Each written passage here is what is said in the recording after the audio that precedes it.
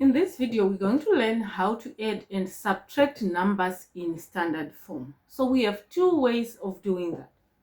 So if you have to add 6.28 times 10 to the power 3 plus 9.5 times 10 to the power of 4, you can either use factorization method or you can do expansion method. So in this question, I'm going to teach you how to do two methods, right? And then you determine your answer. So let's start by the less common one, that is factorization method.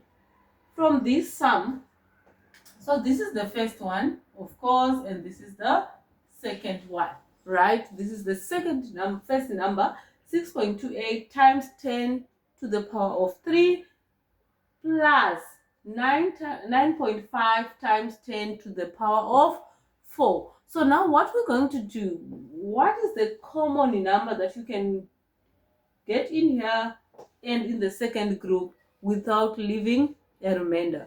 We have 10 to the power of 3. So we're going to factor out 10 to the power of 3 in both sides, right?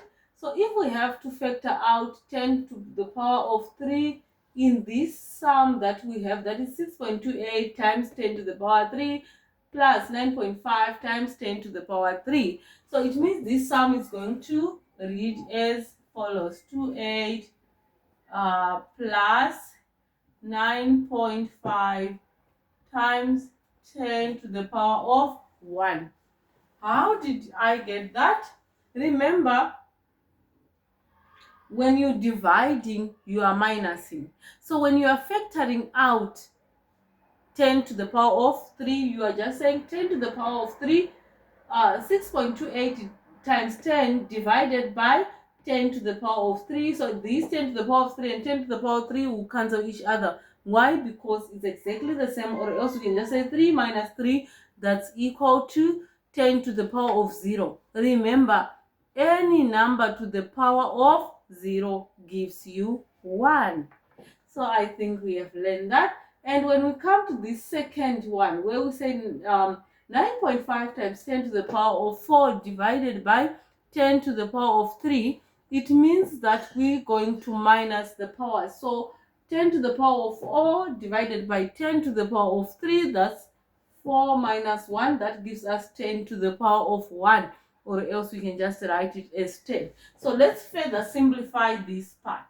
So it's going to be 10 to the power of 3, 6.28 plus 95.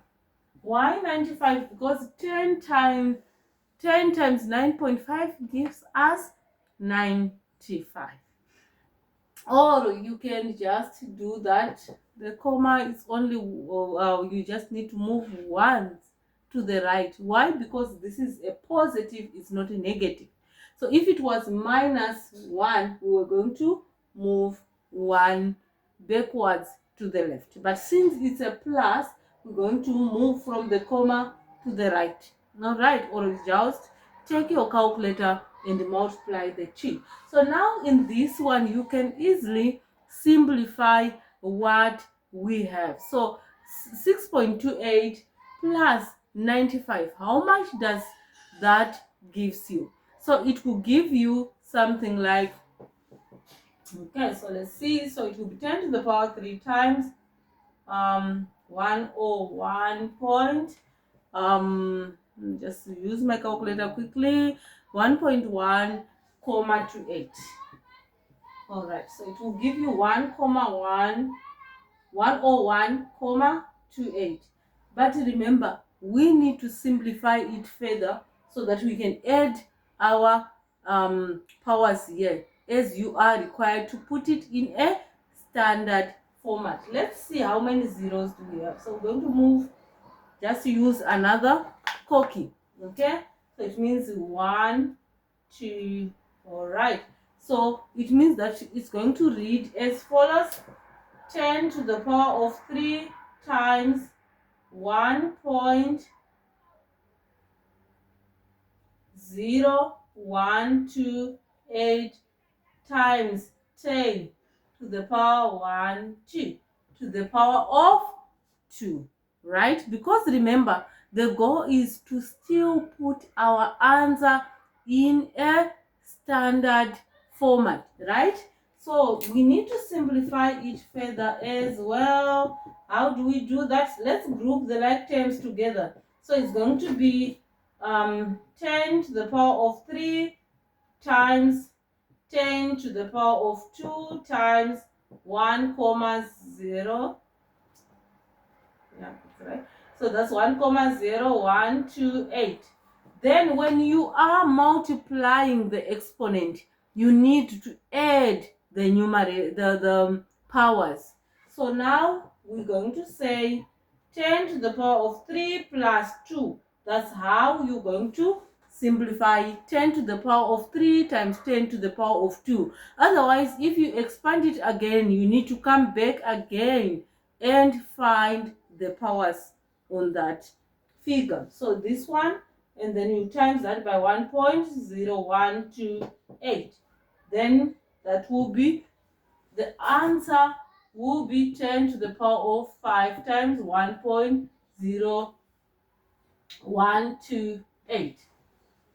So that's how you solve this type of equation using factorization. The simple way to do it is either you can use an expansion method. When we talk about an expansion method, you just have to multiply and solve that. Okay, what is 10 to the power of 3? Remember, now this power of 3 is the positive one, so it means that we're going to say 6. That's 1, 2, and 3. So in short, 6.28 times 10 to the power of 3, it gives us 6,280. How did I do that? Remember, we said this power represents the number that you should have after the comma if the power is positive. But if the power is negative, it also represents the number that you should have before the comma. That's the reason why you see I move my step this way: 1, 2, and 3. That's why I added this 0. And then of course we were adding what? 9.5 times 10 to the power of 4. So it's going to be 9, right? That's 1, 2, 3, 4. So the other figure will be 95,000. So it's going to be 6,280 plus 95,000. How much should you get when you add those two? Take out your calculator and see how much do you get. According to my calculator, I have get 1,012,80. Okay, so I got 101,280 is my answer. But remember, we are required to put our answer in standard format, right? So it means this one we're going to just leave 1 on the left side. So we must see how many zeros should we have. 1, 2, 3, 4, 5. So it's going to be 1.01280 times 10 to the power of 5.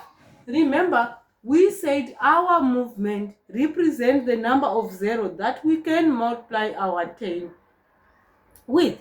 So in short, how did we get to our standard format?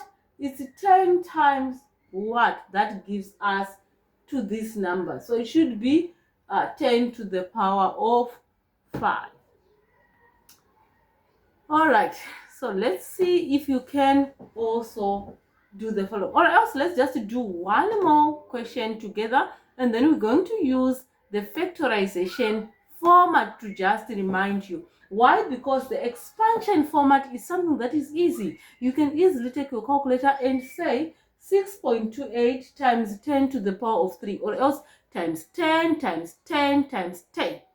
Then you get your 6,280, and it will be also easier for you to get the 95,000 How? That will be 9.5 times 10 times 10 times 10 times 10 times 10 4 times. Then you get 95,000. Adding the two is easier.